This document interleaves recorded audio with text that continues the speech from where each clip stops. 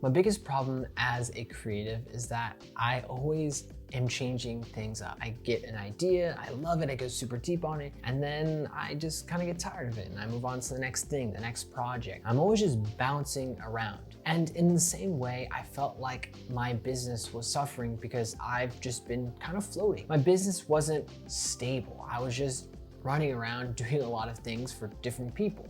As a creative, it is hard for me to feel stable because I feel like I'm getting boxed in. But when you think about business, you need to have something that people understand that you consistently do, and people keep coming back to you, and that's how you can build and scale a business. I got to a point where I felt like I really needed a brand that I was excited to talk to people about, but also people could remember, so that then I can actually grow this business. Over the past 8 months, I've really dialed in the services that I've offered clients, but visually, I just didn't have a brand that I was excited about. And to be honest, every time I was saying my name, Gattozzi Collective, I just would cringe. So I knew that I needed a change. Welcome back to my channel where I talk about my journey as an entrepreneur while trying to help you guys start your journey as an entrepreneur, business owner, because I believe owning your own business is the fastest way and the best way to scale your income if you want to have financial independence. Today, I want to talk about a massive milestone in my company, my career, my life, and that is a rebrand. I'm first going to talk about the process in which I actually rebranded from start to finish. So ideas to actually getting a designer, the process of that, and getting to a place where we actually launched just yesterday. And then I will give you some lessons that I learned along the way, and hopefully this could help you if you're ever thinking about building a brand or wanting to rebrand yourself. Before I went to my designer to get a logo, I needed a name. And thinking about a name is actually a lot harder than a lot of people think. At first, I was trying to find some deeper meaning to my name and what it could be or what it could represent. It wasn't until my wife used kind of an inside joke and said, why don't you call the company Goodo Studios? Goodo is just kind of like an inside joke to us, but I fell in love with the name. You know, it doesn't need to have a Latin root. And maybe this is bad that I'm exposing this, but I'm just being honest with you. Not every name really matters, because it really matters about what you do for clients. That was just kind of how we figured it out. It was an inside joke, thought it was cool, and I said, let's do it. So then I went to my designer. Before I proposed this idea to my designer, I wanted to grab examples of other businesses that I really enjoyed, whether it was their style or maybe it was their colors. I gave my designer one core color that I really enjoy, that they could play off of that. And I made a video just kind of talking through everything that I want it to represent, because sometimes it's really hard to write because you can't necessarily show them exactly what you want because they're going to be creating that. You just have to be able to express your emotions and the feelings that you feel about the brand, and then trust the designer can actually take those things and actually visualize it for you and for the logo. From there, we went back and forth on different iterations of the logo, of the fonts, and of the colors until we got something that we were really excited about. And then I love this brand, Goodo Studios. It looks amazing.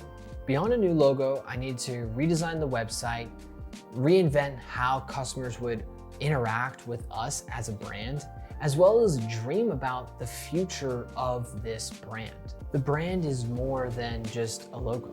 It's the writing style, knowledge, insight, skills, and customer relationships. So when we were redesigning the website, we didn't want it just to change the logo and the colors. We wanted everything to be elevated. In terms of dreaming about the brand, I wanted to know what I wanted Goodo Studios to represent 5 years from now, 10 years from now. I took time to really think about what I wanted people to know or understand about Goodo Studios. So when they saw that logo, they had an idea that connected with it. And that would be that we are the go-to place for photos and videos when it comes to direct-to-consumer brands.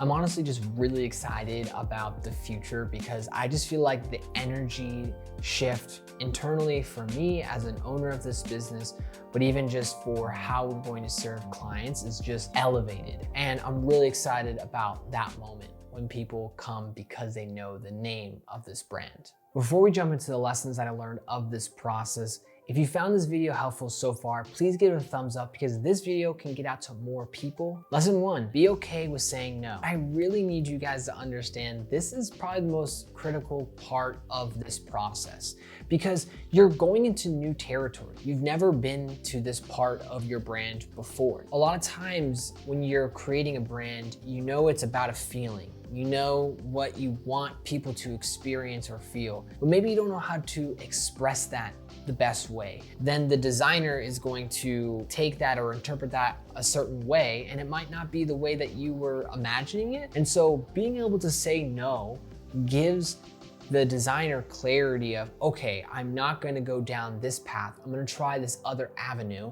And the two of you guys will go through a process of iterations and drafts and redrafts and all this stuff to finally find a place of, this is where we need to be. If you don't say no, then you're gonna end up with something that you might not really be excited about because you didn't either give the designer enough directions or you just weren't able to clearly communicate it. So no is a very powerful word. Number 2, brand is more than a logo. The brand is the connection or the reaction that a person has when they see your logo. So the Nike swoosh, when somebody sees that swoosh, they don't even need to say Nike.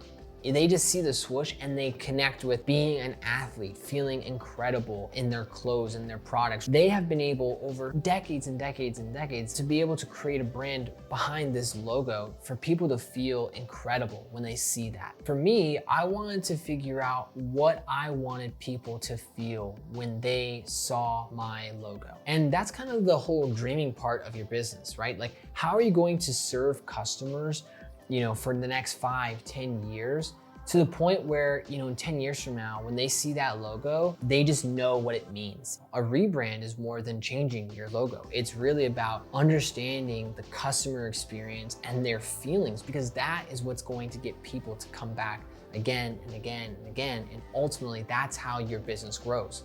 The last lesson is that people really don't care. Rebranding is a big overhaul internally for a company. At first, I think people will be kind of shocked, like, whoa, your logo's changed, like, oh my goodness. But at the end of the day, like, as long as you keep being consistent with the services that you're offering or the products or the quality of the products that you're offering, the logo doesn't really matter as much.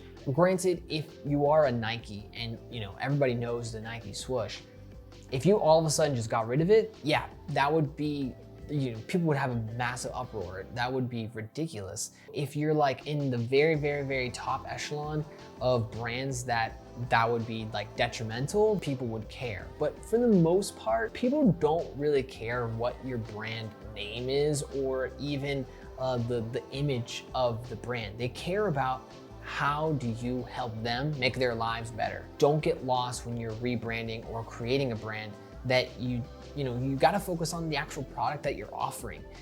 You can have amazing colors, but a terrible product, those colors aren't gonna save you. Thank you so much for watching this video. I hope that it was helpful. If you are going through a rebrand or creating a brand, a logo, whatever, drop a comment down below. I'd love to hear if you have a similar experience to what I'm going through or have gone through, or if you have any questions. If you've made it to this part of the video, the very end, thank you so much. Give this video a thumbs up, subscribe. I'm trying to get to 1,000 subscribers, and I can't wait to see you in the next video. Peace.